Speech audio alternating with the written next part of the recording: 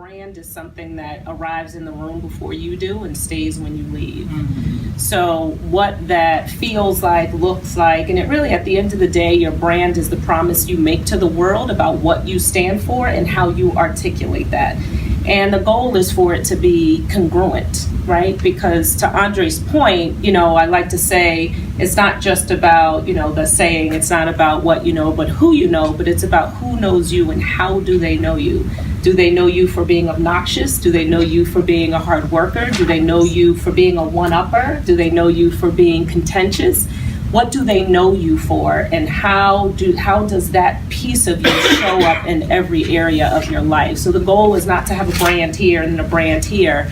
That gets confusing. It's a lot of work. It's overwhelming. It's not authentic. It falls apart. And then the network talks to each other. We could, I'm sure many of us could play the name game for 2 minutes and end up knowing similar people. And I would hope that if you went back and said, I met Monica Cost today, that I wouldn't be surprised by what it is that they tell you about me. Is that most of us have no clue what the brand is. When I first started this work, I remember people would say, oh, you look so mean, smile. You look so mean, smile. I'm walking down the street. And the first 3 times I heard it, I'm just like, whatever. Like the 10th time it came around, I was just like, that's probably something I need to change, because if you had asked me, I'm approachable, I'm warm, that was not the word on the street. And doggone it, everybody likes you. And I'm so nice.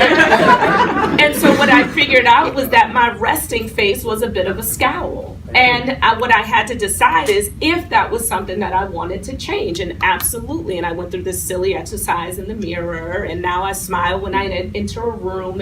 And these are things that didn't compromise my values. They were just minor changes that actually helped me to present my core values in a way that I wanted them to be presented. Mental chatter is the stuff that just pops up in your head when you're trying to think about something. You're focusing on your report, and then it's like, you could just say, oh, I'm going to go to lunch. Shoot, I didn't work out this morning. Well, is it even lunchtime yet? I'm going to have a salad. I don't even deserve to eat.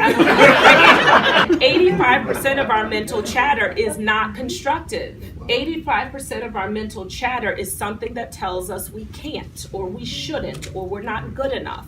And so you have to change the channel. You literally have to get off that station, because think about it. If everything from this moment forward is a figment of your imagination, which it is, am I wrong? Does anybody know for sure what's going to happen in the next 5 seconds?